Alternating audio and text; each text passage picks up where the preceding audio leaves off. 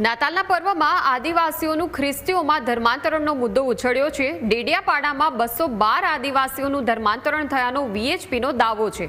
VHP પ્રમુખ અજીતસિંહ રાઠોડે રાષ્ટ્રીય આદિવાસી મંચને ટેકો જાહેર કર્યો।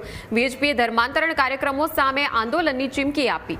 ત્યારે ચૈતર વસાવાએ પ્રાંત અધિકારીને ધર્માંતરણ અટકાવવા આવેદનપત્ર આપ્યું। નર્મદા કલેક્ટરે ખુલાસો કર્યો કે ધર્મ પરિવર્તન માટે પ્રોસેસ અને સહમતિ જરૂરી।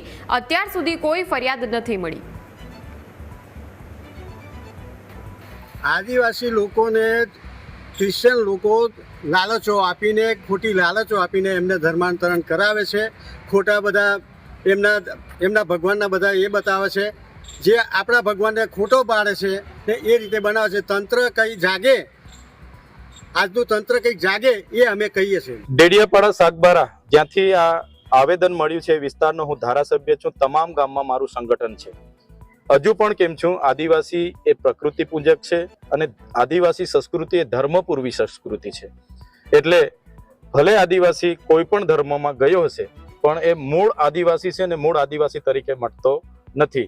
એના લીધે જ આજે આદિવાસીને અનામત, 73AA અને એટ્રોસિટી એક્ટ જેવા અનેક કાયદાઓનો પણ લાભ મળે છે। આજ દિન સુધી કોઈ પણ વ્યક્તિએ મને ધર્માંતરણ બાબતની ફરિયાદ કરી નથી, એટલે મારા ધ્યાનમાં આજ દિન સુધી આ વાત આવી નથી।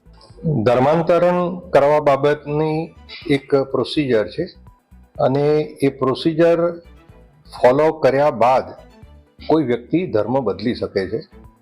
ડિસ્ટ્રિક્ટ કલેક્ટર તરીકે મારી પાસે આજ દિવસ સુધી પોતાનો ધર્મ બદલવા માટે કોઈ અરજી આવી નથી, અથવા તો મારો ધર્મ જબરજસ્તીથી બદલવા માંગે છે એવી કોઈ મૌખિક કે લેખિત ફરિયાદ આવી નથી। અમે રાષ્ટ્રીય આદિવાસી મંચના માધ્યમથી જેટલા પણ ગામડામાં, વિસ્તારમાં ખ્રિસ્તી ધર્માંતરણનો કાર્યક્રમો થાય છે એમાં અમારો સખત વિરોધ છે અને તંત્રને પણ અમે વિનંતી કરી છે કે જો આ કાર્યક્રમો માટે પરવાનગી આપવામાં આવશે અને કાર્યક્રમોને અટકાવવામાં ન આવશે તો અમે ખૂબ મોટું આંદોલન કરીશું, જેની જવાબદારી તંત્રની રહેશે એવી અમે માંગ કરી છે।